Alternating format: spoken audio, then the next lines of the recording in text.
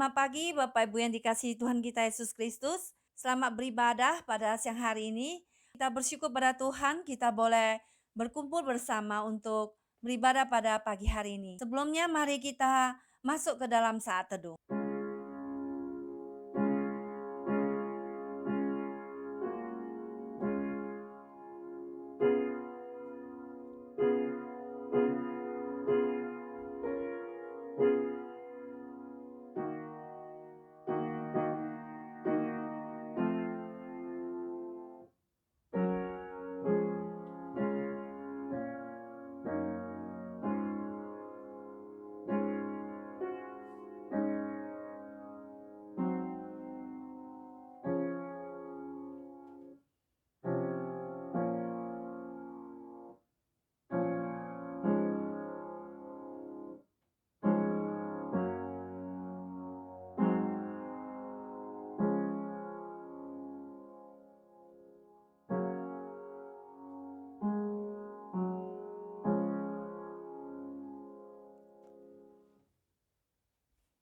Tetapi kamu akan menerima kuasa kalau Roh Kudus turun ke atas kamu, dan kamu akan menjadi saksiku di Yerusalem dan di seluruh Yudea dan Samaria dan sampai ke ujung bumi.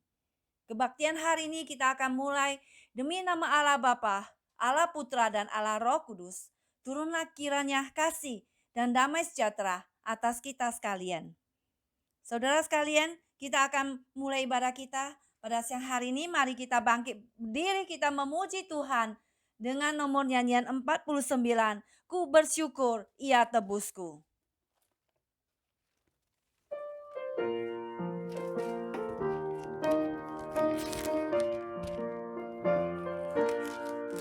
Ku bersyukur Ia tebusku, ku diberi berkat limpah.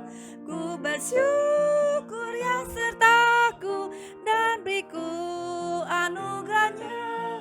Ku bersyukur saat indah atau saat susah pun air mataku dihapusnya dan damai di hatiku. Ku bersyukur Ia dengarku meskipun tak berpul.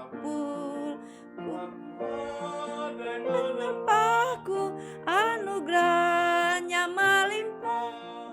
Meski susah atau duka, Ia beriku penghiburan. Rahmat-Nya selalu sertaku, kasih-Nya iringiku. Ku bersyukur bunga mawar meskipun ia berduri. Ku bersyukur diberkati, pengharapanku diberi. Ku bersyukur susah dan damai di hatiku. Ia berikan pengharapannya. Ku bersyukur selamanya. Saudara sekalian, mari kita masuk ke dalam doa. Bapa Surgawi, kami ucap syukur pada Engkau ya Tuhan, di mana pada pagi hari ini kami boleh memuji Engkau Tuhan. Kami boleh mendengarkan firman-Mu ya Tuhan, meskipun kami berada di rumah kami masing-masing. Tidak ada satupun kuasa yang boleh bisa memisahkan hubungan kami dengan Engkau ya Tuhan. Karena kasih-Mu teramat kuat Tuhan, dan anugerah-Mu teramat besar daripada segala sesuatu. Terima kasih Tuhan. Berkatilah ibadah kami pada pagi hari ini Tuhan. Dan biarlah nama Tuhan ditinggikan di tengah-tengah kami. Dan biarlah Engkau mengisi kami dengan sukacita-Mu Tuhan. Dengan damai sejahtera-Mu. Terima kasih Tuhan. Kami berdoa dan menyerahkan ibadah kami ke dalam tangan Engkau. Hanya di dalam nama Tuhan Yesus Kristus Juru Selamat kami hidup, kami berdoa. Amin. Hormat diberi bagi Bapa, Anak dan Roh Kudus, dari mula sampai sekarang dan seterusnya termulia. Amin, amin. Jemaat kami persilakan duduk kembali. Saudara sekalian, saat ini kita akan masuk kepada puji-pujian. Sekali lagi kita akan kembali memuji Tuhan. Nomor 309. Judulnya adalah Bapa di surga, hatiku bersyukur. Heavenly Father, I appreciate you.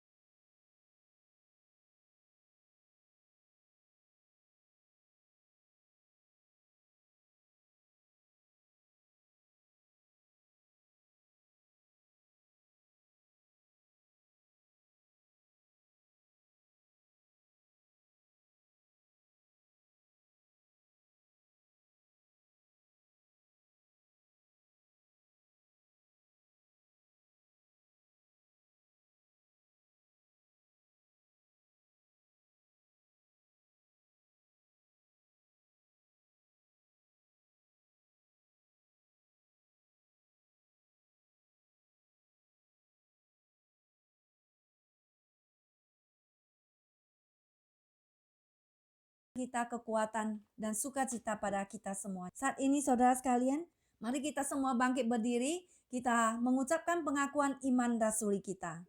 Pengakuan iman rasuli. Aku percaya kepada Allah, Bapa yang Maha Kuasa, Khalik langit dan bumi, dan kepada Yesus Kristus, anaknya yang tunggal, Tuhan kita, yang dikandung daripada Roh Kudus, lahir dari anak darah Maria, yang menderita sengsara di bawah pemerintahan Pontius Pilatus, disalibkan mati dan dikuburkan, turun ke dalam kerajaan maut. Pada hari yang ketiga, bangkit pula dari antara orang mati, naik ke surga, duduk di sebelah kanan Allah, Bapa yang Maha Kuasa, dan dari sana ia akan datang untuk menghakimi orang yang hidup dan yang mati. Aku percaya pada Roh Kudus, gereja yang kudus dan am, persekutuan orang kudus, pengampunan dosa, kebangkitan tubuh, dan hidup yang kekal. Amin. Selanjutnya saudara sekalian, mari kita masuk ke dalam doa syafaat. Mari kita berdoa. Bapa Surgawi, kami ucap syukur kepada Engkau ya Tuhan, bahwa di saat pandemi daripada COVID ini, tetap kami mengucap syukur padamu Tuhan. Karena di balik semua yang kami alami Tuhan, ada maksud Tuhan yang terindah dalam hidup kami Tuhan. Biarlah kami semua mendapatkan semua kehendak-Mu Tuhan, dan mengetahui apakah rencana-Mu Tuhan dalam kehidupan kami Tuhan. Kami berdoa Tuhan, biarlah kami masing-masing boleh mengakuinya dalam hati kami. Dan kami boleh Tuhan mendapatkan Tuhan apa yang Kau mau dalam kehidupan kami. Tuhan, biarlah kehendak-Mu yang jadi dalam kehidupan kami Bapa. Kami ingin berdoa juga Tuhan Yesus, untuk kembali kami ingin berdoa Tuhan untuk pelayanan daripada gereja-gereja di seluruh dunia. Biarlah nama Tuhan ditinggikan Tuhan dan dimuliakan. Dan biarlah Injil keselamatan-Mu boleh tersebar sampai ke ujung bumi ya Tuhan. Seperti Engkau perintahkan pada murid-murid-Mu Tuhan, untuk memberitakan Injil. Engkau memberikan kuasa Roh Kudus pada setiap kami Tuhan, untuk kami boleh tetap mengabarkan Injil-Mu Tuhan, tanpa lelah Tuhan. Karena Engkau sudah memberikan kuasa, memberikan kami energi Tuhan daripada Engkau. Kuasa daripada Roh-Mu yang kudus. Terima kasih Tuhan. Berkati setiap kami Tuhan yang melayani Engkau Tuhan. Pada hari Minggu ini Tuhan Yesus. Kami ingin berdoa Bapa untuk pelayanan daripada gereja-gereja, untuk hamba-hamba Tuhan. Biarlah Tuhan memberkati mereka, menolong mereka, memberi kekuatan pada mereka. Dan memberikan kecukupan pada mereka Tuhan. Di saat pandemi ini Tuhan. Di saat-saat pekerjaan begitu sulit Tuhan. Di saat-saat orang-orang juga mendapatkan layoff Tuhan. Dan ekonomi juga susah Tuhan. Biarlah Tuhan, Engkau pun tidak akan pernah Tuhan melupakan dan mencukupkan kebutuhan daripada hamba-hamba-Mu Tuhan. Kami ingin berdoa ya Bapa dalam surga untuk hamba-Mu Pendeta Samiman Saud yang akan menyampaikan firman-Mu.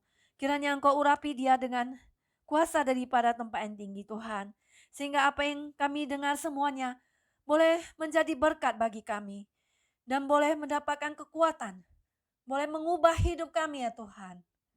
Sesuai dengan firman-Mu, sesuai dengan keinginan. Dan daripada Engkau Tuhan Yesus. Kami juga ingin berdoa ya Bapa untuk daripada kehidupan kami selanjutnya Tuhan. Di mana kami semua anak-anak-Mu dan semua orang-orang di muka bumi Tuhan juga akan menghadapi new life Tuhan. Di mana mereka juga akan mengadaptasi dengan keadaan pandemi ini Tuhan. Kami berdoa biarlah Tuhan sendiri menolong. Untuk keadaan murid-murid sekolah akan membukanya Tuhan. Engkau tolong Tuhan Yesus sehingga memberikan bijaksana kepada mereka. Sehingga orang-orang pun semua tidak terkena daripada, mereka boleh terhindar daripada penyakit ini Tuhan Yesus. Berdasarkan daripada hikmat-Mu Tuhan. Dan kami ingin berdoa juga Tuhan Yesus untuk gereja-gereja juga akan membuka kembali Tuhan. Biarlah Tuhan Kau menolong untuk setiap bijaksana. Segala sesuatu yang akan kami lakukan Tuhan. Biarlah semuanya boleh berjalan dengan lancar Tuhan. Dan Engkau sendirilah memberikan mujizat-Mu Tuhan. Sehingga pandemi ini boleh segera berlalu Tuhan dari atas muka bumi ini Tuhan Yesus. Sehingga Tuhan orang-orang mendapatkan berkat-Mu. Dan mendapatkan firman-Mu. Dan kembali kepada Engkau. Dan kembali seturut dengan kehendak-Mu Tuhan. Dan pada saat manusia sudah mengangkat tangan Tuhan. Biarlah Engkau sendiri turun tangan dan bekerja Tuhan Yesus. Dan sehingga Tuhan Kau memberikan mujizat-Mu. Sehingga semua virus ini boleh dihilangkan oleh Engkau Tuhan. Dan kami juga ingin berdoa Bapa untuk sebentar bulan 6 dan minggu ketiga. Kembali kami gereja akan merayakan hari Bapa-Bapa Tuhan. Kami berdoa biarlah Tuhan sendirilah menolong agar semua acara ini juga boleh berjalan dengan lancar Tuhan. Dan Tuhan Yesus kami juga ingin berdoa ya Bapa untuk dan juga untuk keadaan Amerika Tuhan Yesus pada saat ini. Di mana di Minnesota ada terjadi keributan Tuhan. Kami berdoa biarlah Tuhan campur tangan. Agar semua riot ini tidak berlangsung lebih lama Tuhan Yesus. Sehingga Tuhan semua keadilan dan semua hal-hal yang tidak sesuai Tuhan boleh kembali ditegakkan hukumnya Tuhan. Dan kami berdoa Tuhan biarlah rakyat yang pada saat ini marah Tuhan boleh kembali tenang Tuhan Yesus. Dan biarlah mereka boleh mendapatkan ketenangan daripada Engkau Tuhan. Dengarlah doa kami Bapa. Berikanlah juga aparat keamanan dan juga polisi Tuhan. Agar mereka boleh menjalankan keadilan dengan benar Tuhan. Sehingga mereka tidak sembarangan Tuhan melakukan tindak yang tidak sesuai Tuhan dan melakukan tindak kekerasan Tuhan. Kami berdoa dan menyerahkan semua Tuhan dan juga keadaan area ini ke dalam tangan Engkau. Tuhan biarlah Tuhan sendiri menenangkan semua situasi dan kondisi sehingga semua boleh kembali tertib dan tenang Tuhan Yesus. Kami berdoa Bapa biarlah Roh Kudus bekerja Tuhan. Dan kami berdoa dan menyerahkan juga keadaan Tuhan di Indonesia. Bapa dalam surga biarlah Engkau memberkati keadaan di Indonesia Tuhan. Untuk Presiden Jokowi dan aparat keamanan dan semua Tuhan. Orang-orang rakyat di Indonesia kembali mereka kesadaran Tuhan. Agar mereka pun boleh dengan tertib Tuhan melaksanakan semua yang diberikan oleh pemerintah. Sehingga mereka pun boleh menjalankan semua peraturan yang diberikan oleh pemerintah Tuhan Yesus, sehingga mereka boleh dengan tertib Tuhan, sehingga tidak menyebarkan virus dengan bertambah banyak lagi Tuhan. Kami berdoa Tuhan Yesus dan menyerahkan semua ke dalam tangan Engkau Bapa. Kami ingin juga menutup doa ini dengan doa yang diajarkan oleh Tuhan Yesus kepada setiap kami, doa Bapa kami. Bapa kami yang di surga, dikuduskanlah namamu, datanglah kerajaanmu, jadilah kehendak-mu di bumi seperti di surga. Berikanlah kami pada hari ini makan kami secukupnya, ampunilah kesalahan kami, seperti kami juga ampuni yang besar pada kami. Dan janganlah bawa kami ke dalam pencobaan, tetapi lepaskanlah kami daripada yang jahat, karena Engkau yang mempunyai kerajaan dan kuasa dan kemuliaan sampai selama-lamanya. Amin. Saat ini saudara sekalian, kita akan menyanyi memuji Tuhan 141, Roh Allah Maha Hidup. Spirit of the Living God. Di mana pada pagi hari ini kita merayakan hari Pentakosta, hari turunnya Roh Kudus. Biarlah hari turunnya Roh Kudus ini boleh mengingatkan sekali lagi untuk kuasa daripada Roh Kudus yang berdiam dalam hati kita, orang-orang percaya, untuk kita boleh selalu mendengarkan apa yang dipimpin oleh Roh Kudus dalam hati kita, sehingga kita boleh dibimbing kembali kepada kebenaran daripada firman Tuhan. Kita memuji Tuhan, Roh Allah yang hidup.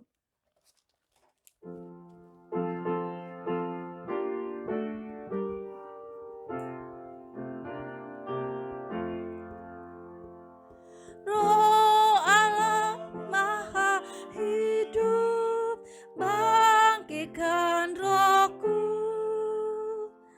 Roh Allah Maha Hidup, bangkitkan rohku. Bentuklah dan pakai aku. Roh Allah Maha Hidup, bangkitkan rohku. Spirit of the living God, feel afresh on me. Spirit of the living God, fall afresh on me. Make me, mold me, fill me, use me. Spirit of the living God, fall afresh on me. Saat ini marilah kita dengan tenang mendengarkan firman Tuhan yang akan disampaikan oleh hambanya Pendeta Sami Mansal. Kami persilakan. Selamat pagi saudara sekalian, selamat hari Pentakosta. Kiranya semangat Pentakosta membakar api penginjilan kita lebih heran lagi. Saya mengajak kita membaca saudara di dalam Kisah Para Rasul pasal yang kedua ayat 37 sampai ayat 40. Kisah Para Rasul pasal 2 ayat 37 sampai 40. Demikian firman Tuhan. Ketika mereka mendengar hal itu, hati mereka sangat terharu.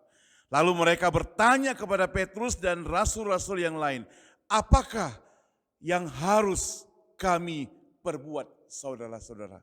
Jawab Petrus kepada mereka, bertobatlah dan hendaklah kamu masing-masing memberi dirimu dibaptis dalam nama Yesus untuk pengampunan dosamu. Maka kamu akan menerima karunia Roh Kudus. Ayat 39, sebab bagi kamulah janji itu dan bagi anak-anakmu dan bagi orang-orang yang masih jauh, yaitu sebanyak yang akan dipanggil oleh Tuhan Allah kita. Dan dengan banyak perkataan lain lagi, ia memberi suatu kesaksian yang sungguh-sungguh dan ia mengecam dan menasihati mereka. Katanya, berilah dirimu diselamatkan dari angkatan yang jahat ini. Adalah berbahagia kita yang percaya kepada Tuhan Yesus, menerima Dia sebagai juru selamat, menerima firman Tuhan, membacanya, dan mempraktekkan dalam kehidupan kita sehari-hari. Mari kita berdoa, saudara. Allah Bapa yang di surga, terima kasih, terpujilah Engkau Tuhan, Engkau yang memerintah bumi dan segala isinya, Engkau yang berkuasa terhadap setiap kami. Saat ini kami boleh mengenang, memperingati hari Pentakosta, hari turunnya Roh Kudus, berkobarnya api penginjilan. Oh Tuhan, pakailah kami Tuhan, biar pada kesempatan ini ketika kami membaca firman-Mu, merenungkan firman-Mu, berikan kami semangat yang lebih berkobar lagi untuk setia kepadamu, percaya kepadamu, dan melayani-Mu Tuhan. Di dalam nama Tuhan Yesus kami berdoa. Amin. Saudara, tema pada pagi hari ini adalah apa yang harus aku perbuat pada hari Pentakosta ini. Saudara, hari Pentakosta artinya hari ke-50. Perhitungannya adalah 50 hari setelah Paskah. Dalam perjanjian lama, saudara, sesuai dengan tradisi hukum Taurat Musa, kalau kita baca dalam Imamat pasal 23, saudara, maka pada hari Pentakosta ini, roti-roti yang pertama yang dibuat dari gandum hasil panen baru harus dipersembahkan kepada Tuhan sebagai korban. Kemudian harus mempersembahkan 7 ekor domba yang tidak bercacat sebagai korban bakaran wangi-wangian. Untuk Tuhan tentunya. Dan ditambah lagi seekor kambing jantan sebagai korban penghapusan dosa. Sedangkan dalam perjanjian baru disebutkan sebagai hari turunnya Roh Kudus. Dan semua ritual yang ada dalam perjanjian lama itu sudah Tuhan Yesus genapkan di atas kayu salib. Itu sebabnya saudara, kita bisa langsung saja melalui Tuhan Yesus kita bisa datang kepada Tuhan. Nah, mulai dari pasal 1 Kisah Para Rasul, saudara, penulisnya itu adalah seorang dokter yang bernama Lukas, sudah melukiskan suasana bagaimana Roh Kudus itu. Secara manusia, pelayanan Yesus itu segera berakhir, saudara, di dunia ini. Lihat Kisah 1, 9-11. Saya mengajak kita baca ya, Kisah 1, 9-11. Sesudah ia mengatakan demikian, terangkatlah ia disaksikan oleh mereka dan awan menutupnya dari pandangan mereka. Ketika mereka sedang menatap ke langit, waktu ia naik itu, tiba-tiba berdirilah orang yang berpakaian putih dekat mereka dan berkata kepada mereka, "Hai orang-orang Galilea, mengapakah engkau berdiri melihat ke langit? Yesus ini yang terangkat ke surga meninggalkan kamu akan datang kembali dengan cara yang sama seperti kamu lihat dia naik ke surga." Saudara, ia naik ke surga. Namun ada janjinya, yaitu pencurahan Roh Kudus buat jemaatnya supaya mereka mempunyai kuasa. Sehingga di dalam Kisah Rasul pasal 1 ayat ke-8 yang kita sharingkan minggu lalu, di situ dikatakan, tetapi kamu akan menerima kuasa kalau Roh Kudus turun ke atas kamu dan kamu akan menjadi saksiku di mana? Di Yerusalem, di seluruh Yudea dan di Samaria dan sampai ke ujung bumi, saudara. Nah, pesan ini boleh dikatakan sebagai satu bayangan pendahuluan, saudara, dari pelayanan setiap jemaat, setiap anak Tuhan yang katanya cinta pada Tuhan, supaya pelayanannya makin luas, makin lebar, makin jauh, saudara. Injil bukan hanya di sekitar Yerusalem saja, tetapi makin diperlebar, diberi kuasa, menerobos ke tempat-tempat yang baru. Ada misi yang lebih luas, ada misi yang lebih lebar, ada misi yang lebih besar yang harus dikerjakan dan dibarengi dengan kekuatan dahsyat daripada Roh Kudus yang sudah dicurahkan kepada setiap orang percaya. Jadi melalui peristiwa Pentakosta ini telah ada suatu pelayanan yang bersifat universal. Tadinya pelayanan hanya bersifat lokal. Tadi pelayanan hanya di Yerusalem. Sekarang akan lebih luas lagi ke Yudea. Ditambah lagi Samaria. Alkitab mencatat sampai ke ujung bumi. Kalau kita lihat konteks gereja kita, gereja Cornerstone yang ada di San Francisco, berarti dari San Francisco kemana lagi? Singapura. Ada di mana lagi? Switzerland. Ada di Hong Kong, Australia, sampai ke ujung bumi. Suatu hari mungkin kita akan ke Indonesia. Tapi kita bersyukur saudara, melalui kebaktian online, pelayanan online ini, Injil menerobos kemana-mana. Kalau hari ini Anda yang mendengar dari luar Amerika, itu berarti Injil itu telah menerobos ke negara kamu. Itu melalui pelayanan yang kecil ini saudara. Belum lagi ada yang lain-lain saudara. Artinya apa saudara? Artinya Tuhan itu mulai bekerja. Dia sudah mulai membuka jalan. Dia sudah memberikan caranya. Maka hari ini kita memiliki cara melalui pelayanan online seperti begini. Injil disampaikan kepada Anda di pelosok manapun. Saudara, untuk melanjutkan semangat misi ini, maka Yudas yang sudah mengkhianati Yesus, dia akan mengambil jalan pintas pergi bunuh diri. Maka mereka mau mencari penggantinya sekarang. Jadi ada orang baru yang mereka cari. Perhatikan saudara, mereka tidak mencari dana terlebih dahulu. Jadi orangnya terlebih dahulu dicari saudara. Saudara, kadang ada dananya, tetapi gak ada orangnya, gak bisa jalan juga saudara. Sementara ada orangnya, asal dia bersemangat jalan, Tuhan akan senantiasa memperhatikan pekerjaannya ini, dan orang-orang yang cinta Tuhan pasti akan mendukung pekerjaan Tuhan seperti begini. Karena ada semangat dari orang-orang yang bukan berdasarkan motivasi pribadi, tetapi ada motivasi untuk melayani Tuhan, motivasi yang cinta Tuhan, motivasi yang mengasihi Tuhan, motivasi yang mencintai jiwa-jiwa yang tersesat. Saudara, bagi Petrus, pekerjaan Tuhan itu harus tetap berlanjut walaupun Tuhan Yesus sudah tidak bersama-sama dengan mereka. Itu artinya apa saudara? Kalau kita mau ambil apa yang dikatakan, apa yang dipraktekkan oleh Petrus, berarti bagi kita Injil tetap harus berjalan. Walaupun di luar sana ada tantangan. Gereja harus ditutup, tapi Injil tidak akan tertutup.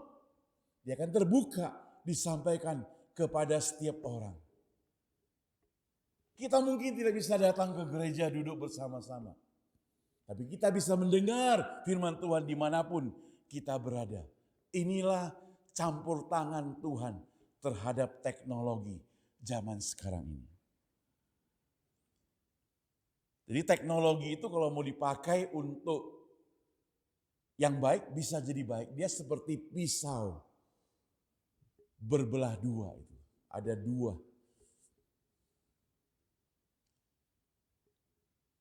Seperti mata pisau begitu. Pisau itu bisa jadi yang baik, pisau itu bisa jadi yang jelek. Dulu kan pertama internet baru muncul, orang bilang jelek dan sebagainya. Karena mungkin menyampaikan hal-hal yang tidak berkenan. Jadi tergantung kepada pemakaian. Kalau kita pakai untuk judi online, itu artinya tidak berkenan. Tapi kita berpakai untuk online service pelayanan gereja, ini berkenan. Kan untuk yang kebaikan saudara. Saudara, itu sebabnya dalam Kisah Para Rasul ayat 24, pasal 1, 24 mencatat bahwa mereka semua berdoa. Dengan sungguh-sungguh mereka berdoa dan terpilihlah pengganti dari Yudas Iskariot yang luar biasa bernama Matias. Peristiwa Pantekosta itu dilanjutkan. Pasal 2 mulailah terjadi peristiwa tersebut. Waktu itu mereka semua berkumpul, saudara. Lalu muncullah 3 tanda heran. Perbuatan simbolis yang pada waktu itu sangat terkenal. Ada tiupan angin kencang yang melambangkan kuasa Roh Kudus. Lalu ada api menyala-nyala di atas kepala mereka. Tetapi rambut mereka itu tidak terbakar. Ada lagi mereka berbahasa lain. Jadi ingat, mereka berbahasa lain ya. Berbahasa lain. Artinya apa? Artinya ada bahasa dari negara-negara lain. Jadi bahasa yang mereka sampaikan adalah bahasa yang dimengerti oleh orang lain. Yang memang mengerti bahasanya. Bahkan ada 15 bangsa. Ada 15 bahasa yang disampaikan pada waktu Pentakosta itu terjadi. Nah, saudara, peristiwa ini rupanya dipakai oleh orang lain sebagai sindiran bahwa rasul itu sedang mabuk. Padahal mereka bukan mabuk. Sehingga Petrus harus membela diri. Petrus harus katakan, jam masih pagi. Tidak mungkin kami mabuk. Ini adalah kuasa Roh Kudus atas diri kami semuanya. Jadi ada 3 tanda heran itu. Ada angin kencang. Ada lidah api yang bernyala-nyala. Dan satu lagi, mereka berbahasa lain. Ada bahasa Persia, Media, Elam, Mesopotamia, Yudea, Kapadokia, Pontus, Asia, juga Frigria, Famria, Mesir, dan sebagainya. Maka mereka sangat terharu mendengar apa yang dilakukan oleh Petrus dan kawan-kawan. Timbullah pertanyaan, apa yang harus aku perbuat? Apa yang harus aku perbuat? Pertanyaan ini sama saudara-saudara dengan waktu Rasul Paulus berada dalam penjara di dalam Kisah Para Rasul 16 ayat 31. Di situ Paulus berada dalam penjara, dia bernyanyi memuji Tuhan sampai pintu penjaranya ambruk dan kepala penjaranya pikir semua penghuni penjara sudah melarikan diri, lalu kepala penjara itu mau bunuh diri. Tapi Paulus katakan, hei tunggu, kami tidak kemana-mana, kami tidak melarikan diri kok. Kepala penjara itu sampai bertanya, apa yang harus aku perbuat? Paulus katakan, percayalah akan Tuhan Yesus, maka engkau akan selamat, engkau beserta dengan isi rumahmu. Nah saudara, di dalam Kisah Para Rasul yang tadi kita baca, khususnya pasal yang kedua ayat 37 saudara, ayat 38, waktu mereka bertanya di ayat 37, apakah yang harus kami perbuat saudara-saudara? Maka jawabnya adalah, bertobatlah dan hendaklah kau masing-masing memberi dirimu dibaptis dalam nama Yesus untuk pengampunan dosamu, maka kamu akan menerima karunia Roh Kudus. Jadi apa yang harus aku perbuat? Itu pada zaman Rasul orang sudah bertanya, apa yang harus aku perbuat? Saudara, di dunia yang sangat membingungkan saat ini, yang menakutkan saat ini, yang seakan-akan kita merasa tidak berpengharapan saat ini, mungkin kita bertanya juga, kita bisa merayakan hari Pentakosta hari ini, lalu kita bertanya, apa yang harus aku perbuat? Rasul Petrus menjawab kepada mereka pada waktu itu, sudah dikatakan, bertobatlah. Suatu panah penghabisan yang dilepaskan oleh Petrus, saudara. Yang sangat tepat sasaran di hati maupun para mendengar firman Allah pada waktu itu. Sehingga firman Allah yang sudah disampaikan timbul rasa takut, timbul rasa penyesalan. Lalu terdengar suara teriakan, apa yang harus aku perbuat? Petrus katakan, bertobatlah. Yohanes 14 ayat 12 berbunyi demikian. Aku berkata kepadamu, sesungguhnya barang siapa percaya kepadaku, ia akan melakukan pekerjaan-pekerjaan yang aku lakukan, bahkan pekerjaan-pekerjaan yang lebih besar daripada itu. Itu sebabnya perlu bertobat. Bagi orang Yahudi, saudara, mereka yang telah menyalibkan Yesus, telah tertanam anti kepada Tuhan Yesus. Sekarang mereka mau kembali kepada Kristus. Kalau itu bukan karena ada perubahan dari hati, maka tidak mungkin. Kalau tidak ada pekerjaan daripada Roh Kudus, tidak mungkin terjadi. Konsep lama yang mengandung kebencian, hasutan, fitnahan, yang tertanam begitu mendalam di otak mereka, sekarang harus diubah menjadi konsep yang baru, sehingga dia yang tadinya membenci, sekarang harus menjadi mengasihi. Dia yang tadinya menghasut, sekarang harus mendukung pekerjaan Tuhan. Dia yang tadinya memfitnah, sekarang dia harus sungguh-sungguh melakukan hal yang terbaik untuk Tuhan Yesus. Tidak gampang. Dan Petrus berkata kepada mereka, bertobatlah. Untuk melakukan semuanya itu, kuncinya hanya bertobat. Pertobatan menuju kehidupan yang menyelamatkan kita. Itulah anugerah Tuhan. Karena di dalam hidup kita yang masih penuh dengan dosa, kita tidak bisa menerima kemurahan Allah. Kita tidak bisa menerima anugerah Allah. Kita harus bebas dulu daripada dosa, baru anugerah Allah itu bisa dapatkan. Harus ada pertobatan.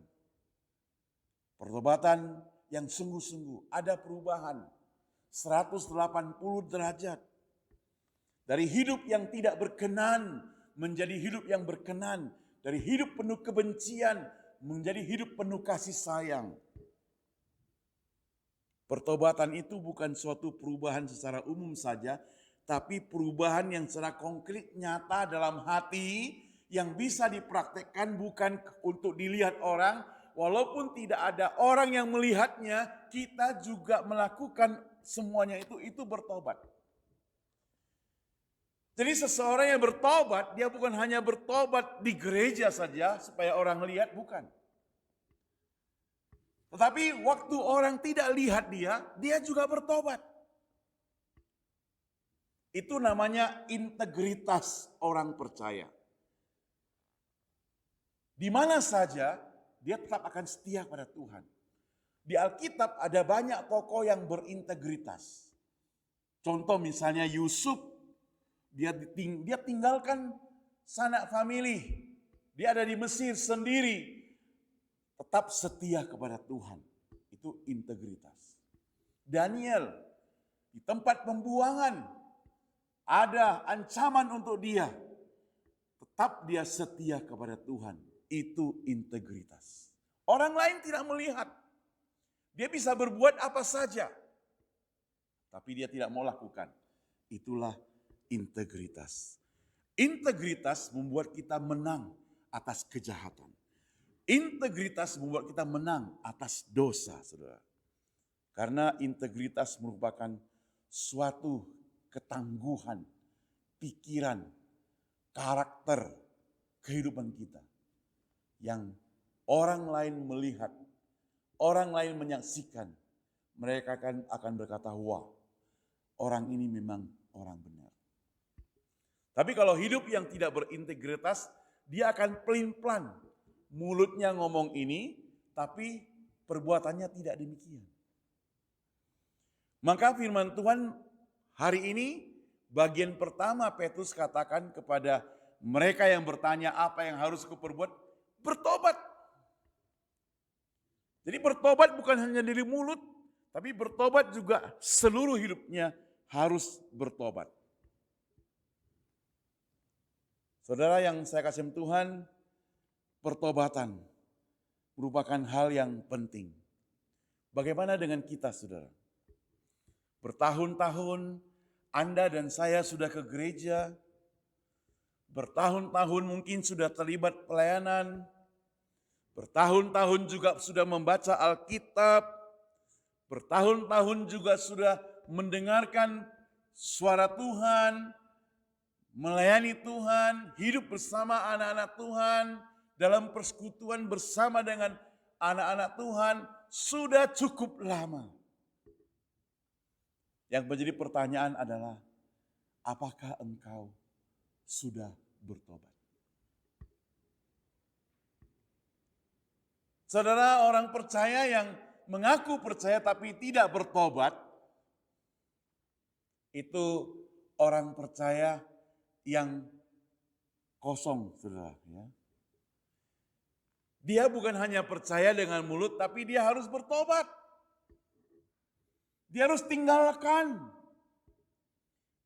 kebiasaan lamanya, tinggalkan manusia lamanya, tinggalkan perbuatan yang lama. Waktu Rasul Paulus bertobat, dia langsung berubah total. Minggu lalu kita sudah singgung, dari seorang yang pembunuh pengikut Yesus menjadi seorang pengikut Yesus.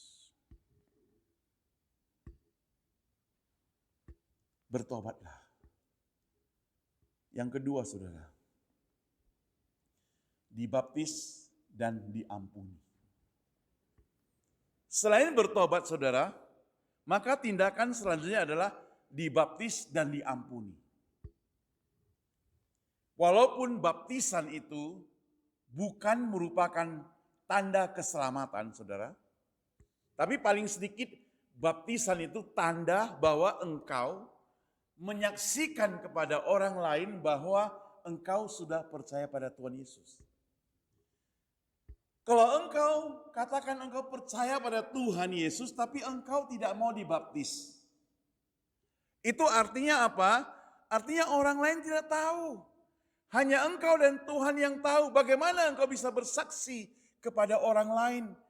Karena orang lain tidak melihat apakah engkau sudah percaya pada Tuhan Yesus atau belum. Mereka perlu menyaksikan apa yang engkau omong, apa yang engkau katakan. Jadi dibaptis itu merupakan suatu tanda yang cukup penting. Sekali lagi, walaupun baptisan tidak menentukan keselamatan. Ya. Supaya apa, saudara? Supaya kita diampuni. Jadi dalam baptisan tersebut kita mau mengakui Tuhan, kita mohon pengampunan pada Tuhan.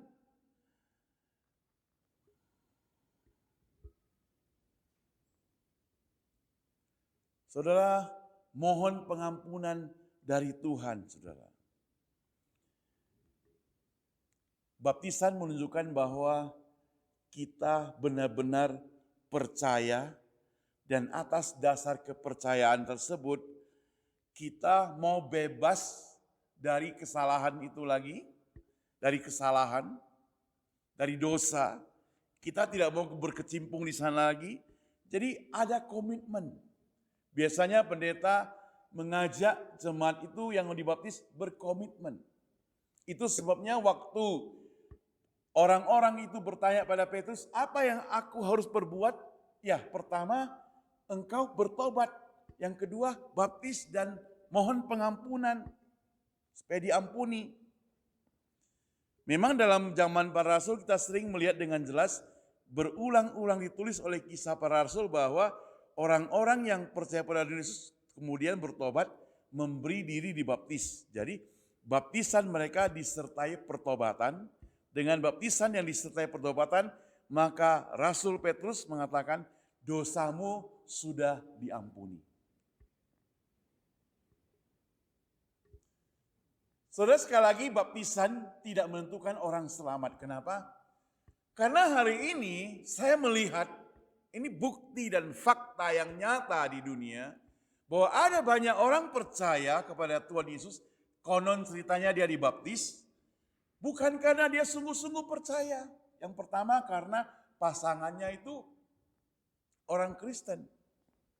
Jadi supaya bisa ikut katekisasi di gereja, supaya bisa diberkati di gereja, maka mau tidak mau dia jadi orang Kristen. Jadi dia bukan sungguh-sungguh, dia jadi Kristen yang ikut-ikutan.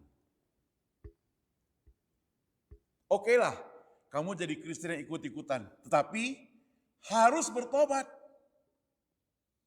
Harus minta pengampunan. Kalau sudah jadi ikut-ikutan tapi tidak bertobat, bahaya, saudara.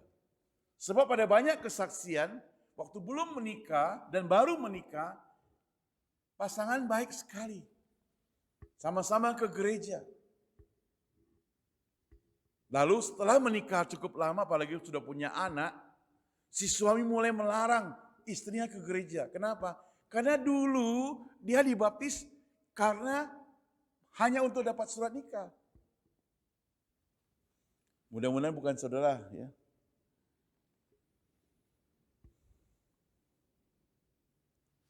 Jadi baptisan itu harus disertai dengan pertobatan sehingga mendapatkan pengampunan. Itu sebenarnya maka saya katakan baptisan pada zaman sekarang itu ada yang sudah luntur. Baptisan yang tidak disertai pertobatan dan pengampunan, dia tidak bisa merasakan bagaimana kasih Tuhan. Kalau benar engkau sudah baptis, kalau benar engkau sudah merasakan kasih Tuhan, maka engkau pasti mencintai Tuhan. Maka engkau pasti akan mengasihi Tuhan. Maka engkau akan melayani Tuhan. Baptisan kalau tanpa pertobatan, saudara, dan tanpa pengampunan, itu sama dengan Anda pergi ke satu organisasi, daftar jadi members, anggota di kolam renang, anggota di gym, anggota di mana? Palang Merah, anggota partai politik. Itu hanya anggota. Tapi untuk jadi anggota keluarga kerajaan Allah, maka dia perlu pertobatan, perlu pengakuan dosa, pengampunan dosa.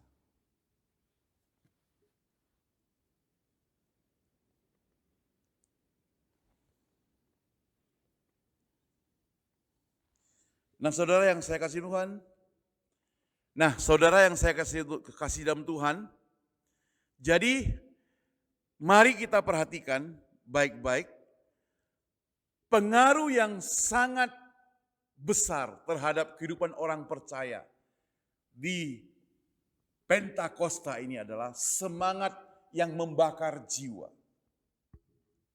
Bagaimana kita lihat Petrus,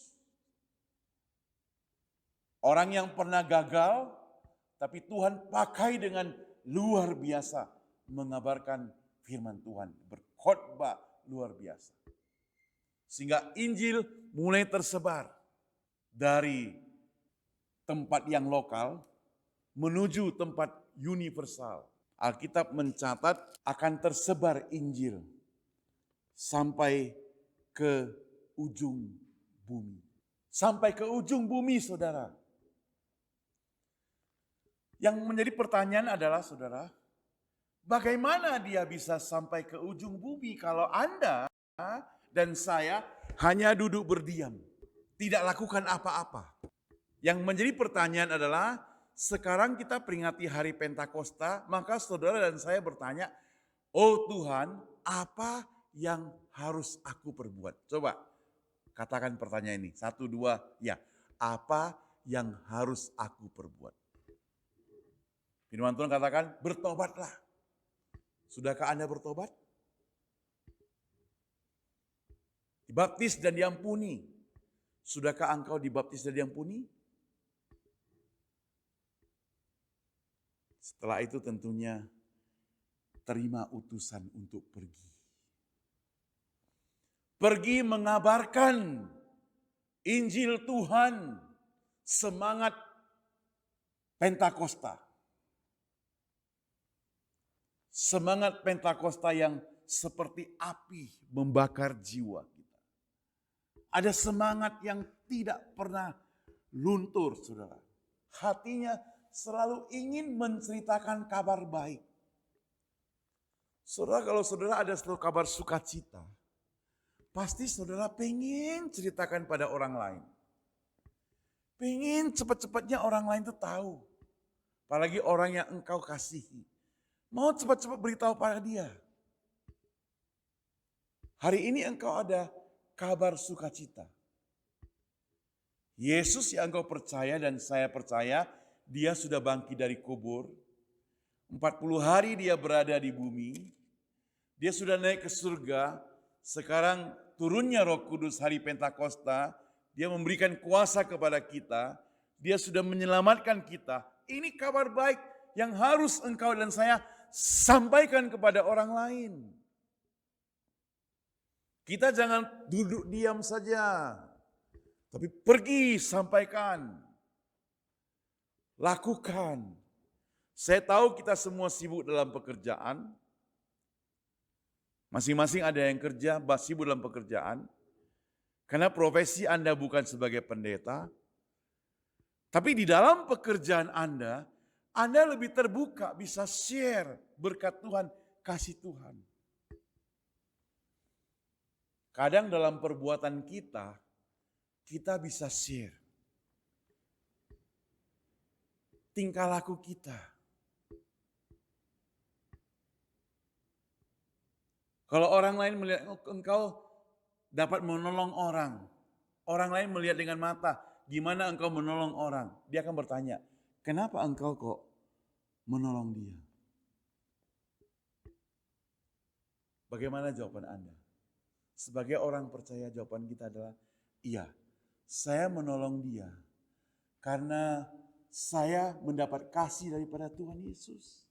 Sehingga saya menolong dia. Itu sudah merupakan kesaksian yang bisa mulai dari awal engkau menceritakan kepada teman-temanmu.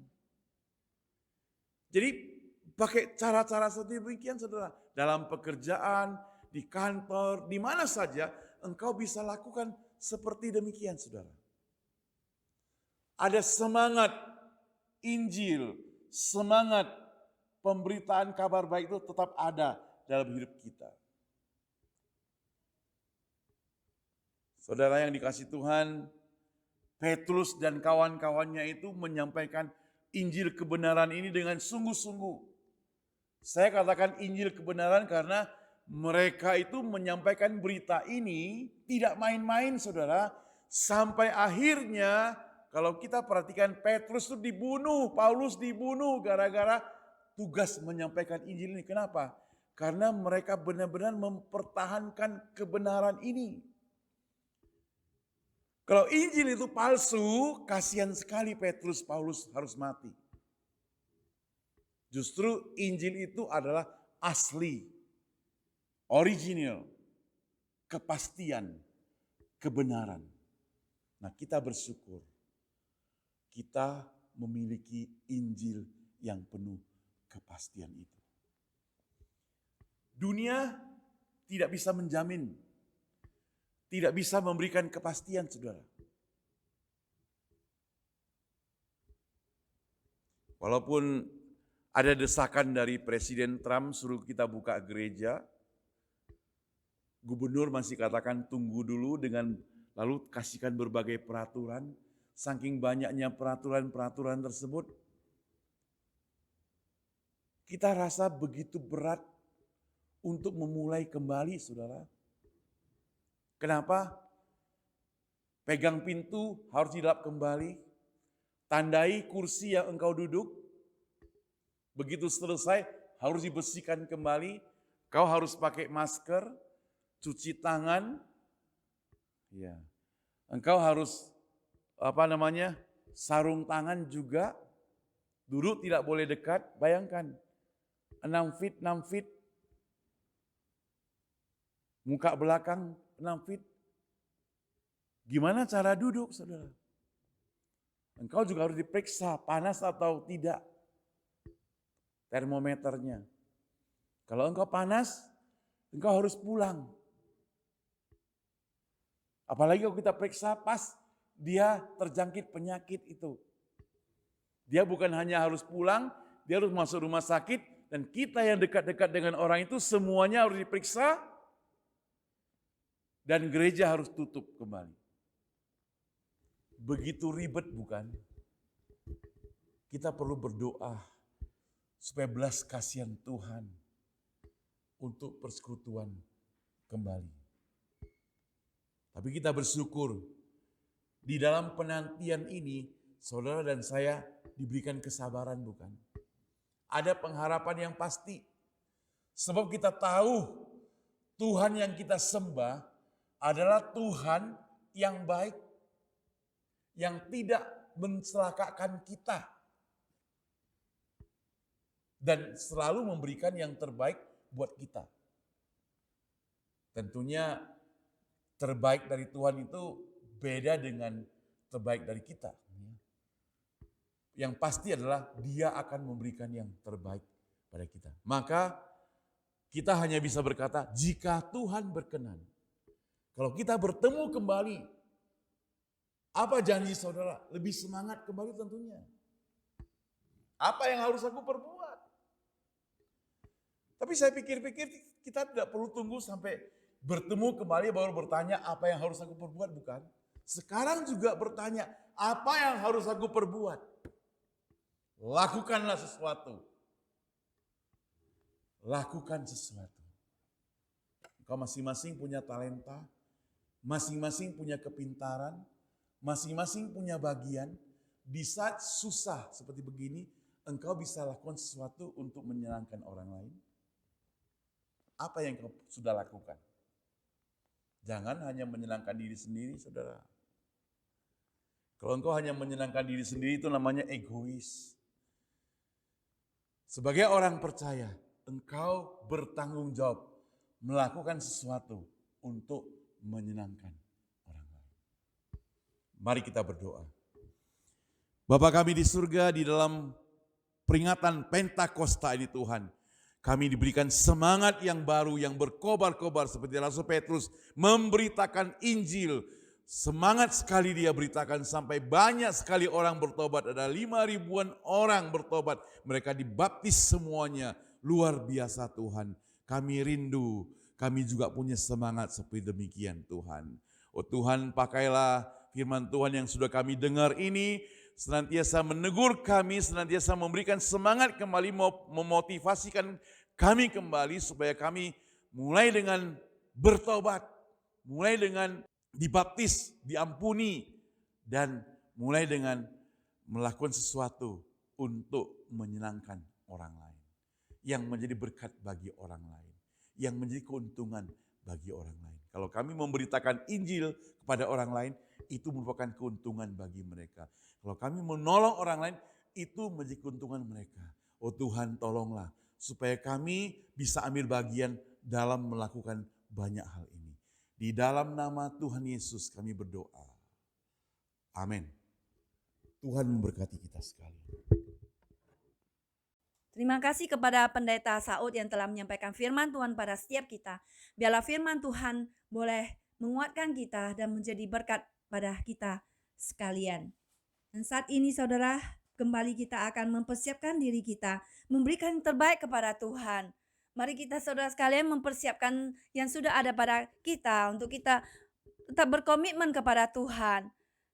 Kita memberikan terbaik pada Tuhan dan kita tahu bahwa Tuhan tidak akan pernah meninggalkan kita.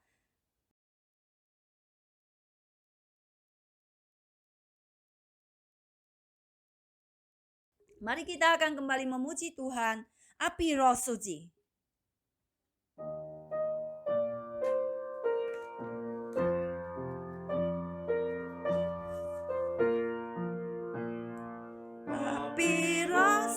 suci, bakar hatiku dengan kasih yang murni dari Kalvari. Roh Pentakosta, giat bagi namamu, api roh suci, bakar hatiku. Let the fire burn on in my heart, O Lord, with a pure and cleansing flame, love from Calvary, power from Pentecost, seal for the holy name. Let the fire burn on, let the fire burn on. Saudara sekalian, biarlah api Roh Kudus, api Roh Suci membakar hati kita untuk kita tetap menyala-nyala memuji Tuhan, untuk kita tetap menyala-nyala melayani Tuhan. Api Roh Kudus membakar hati kita terus melayani Tuhan dan mengikut Tuhan sampai Tuhan Yesus datang kembali. Saudara sekalian, kita akan masuk ke dalam doa persembahan. Mari kita masuk ke dalam doa persembahan. Bapa di dalam surga, kami ucap syukur pada Engkau ya Bapa, di mana ya Tuhan, pada hari ini kami boleh memberikan terbaik pada Engkau Tuhan. Kami tahu Tuhan bahwa Engkau tidak akan pernah meninggalkan anak-anak-Mu Tuhan, di mana Engkau memberikan manah kepada bangsa Israel di padang belantara, tanpa mereka bekerja, tanpa mereka memintal Tuhan. Tapi Tuhan, Engkau memberikan roti daripada surga kepada mereka. Demikian juga Tuhan, Engkau memberikan 5.000 orang dengan 2 ketul roti dan 5 ekor ikan.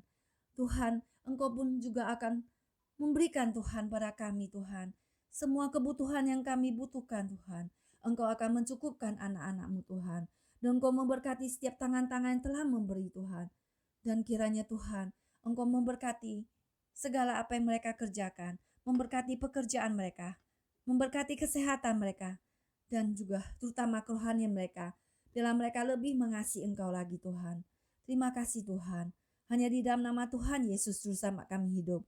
Kami berdoa. Amin.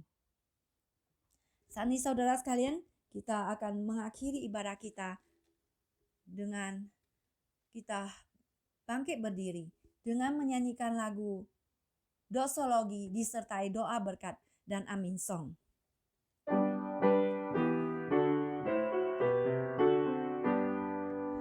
Puji Allah Bapa Putra, puji Allah Roh Kudus, ketiganya yang esa, pohon selamat sumber berkat.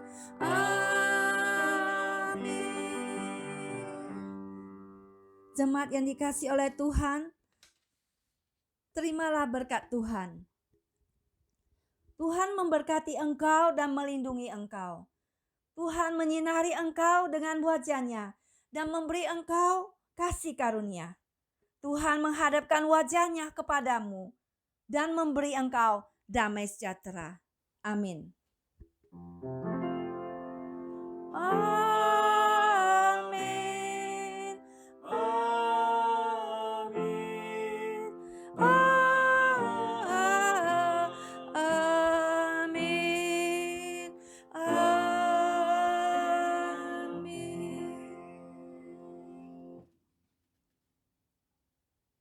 Saat teduh kebaktian selesai.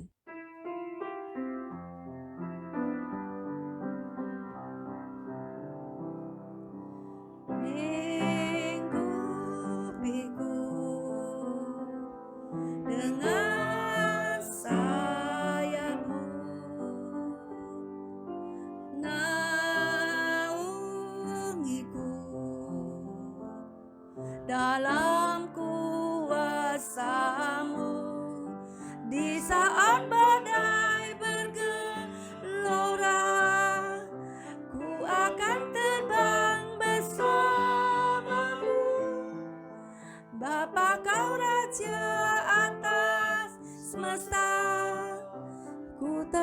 sebab Kau Allahku.